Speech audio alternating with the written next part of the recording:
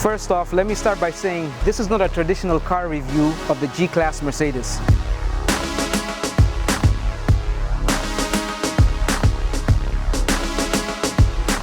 There are much better, more qualified people who deliver in-depth reviews online. We could take it off-road and showcase its very capable abilities, but then again, there are much better videos online that really showcase that point. This is more of a look at the timeless appeal of a car that has been in production since 1979.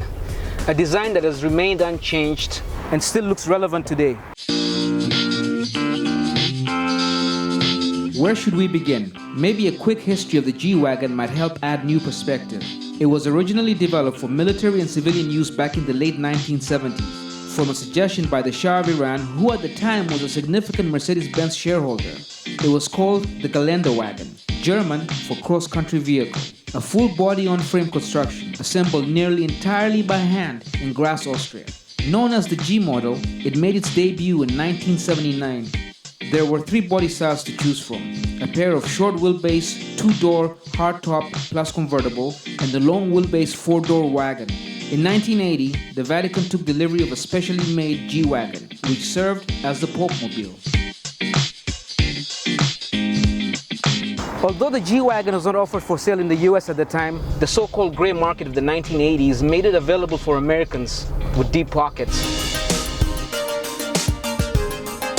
The gray market consisted of companies that brought European-spec vehicles over to the United States and modified them to meet our government's safety and emission standards. One such company, Europa International.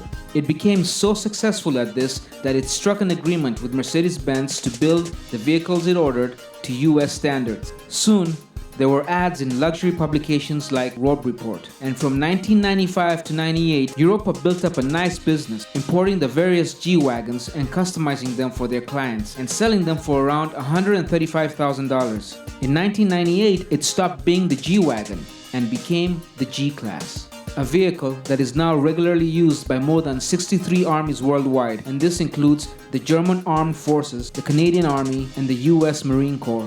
Being from Africa and the way Africans know and view the G-Wagon, it's a capable off-road SUV that challenges the Toyota Land Cruiser and the Range Rover. How many owners would really go off-road and use all three locking differentials?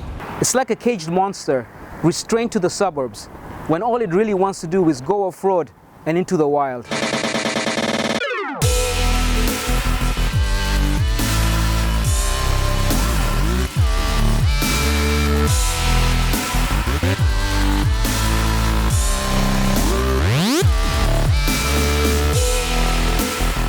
In Europe and here in the United States, it's purely a luxury SUV for cruising the streets of Beverly Hills or Miami.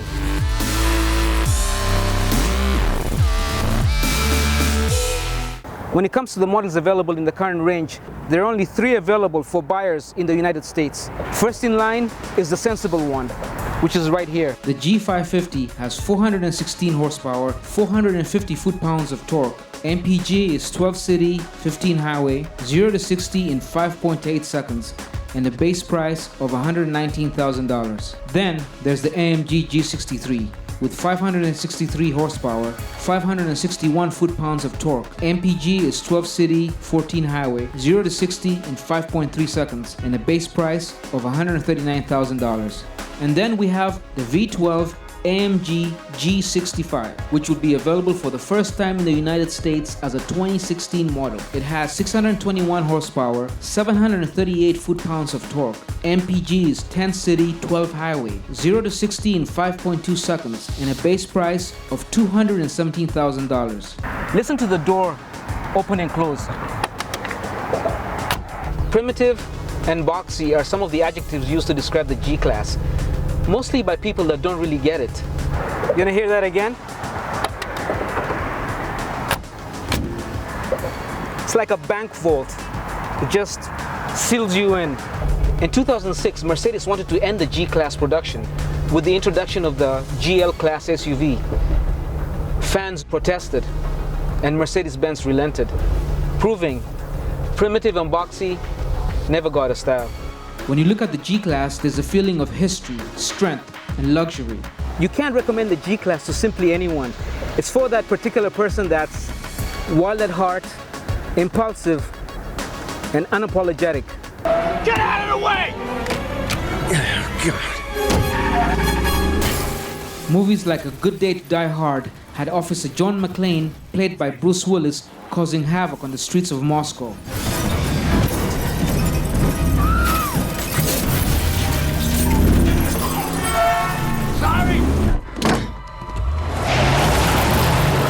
TV shows like Showtime's Homeland prominently feature the G-Class among other Mercedes vehicles in action scenes. The G-Class has a massive fan base. Its iconic status propelled by celebrities who genuinely love it.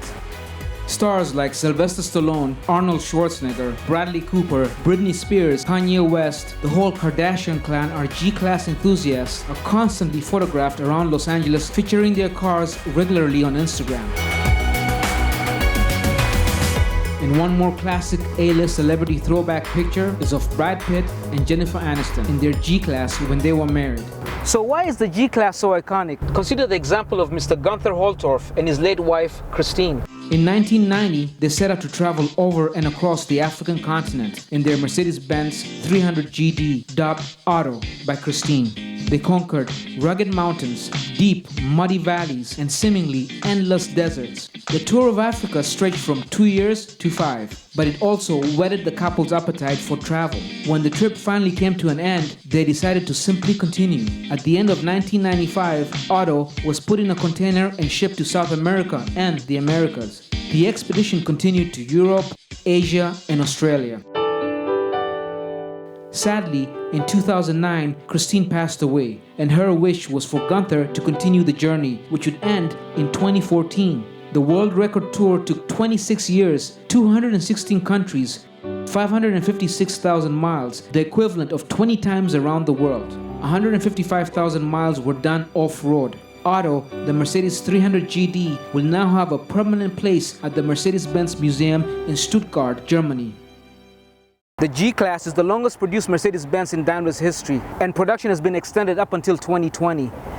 Quite an impressive lifespan for a car which entered the market in 1979.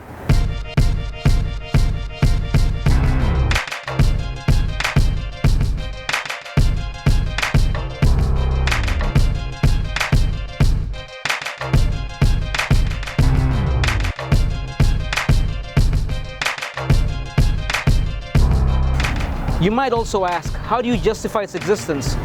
Well, look at the worldwide sales figures, and the G-Class more than justifies its place in the world.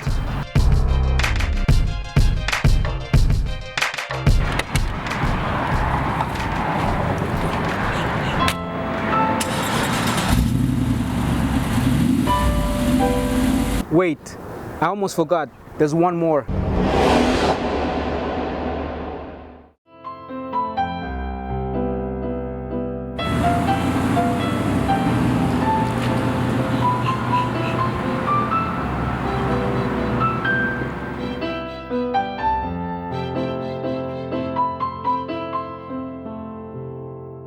Thank you, Nee, for letting us use your G-Wagon. Yeah, it's the last time. The last time.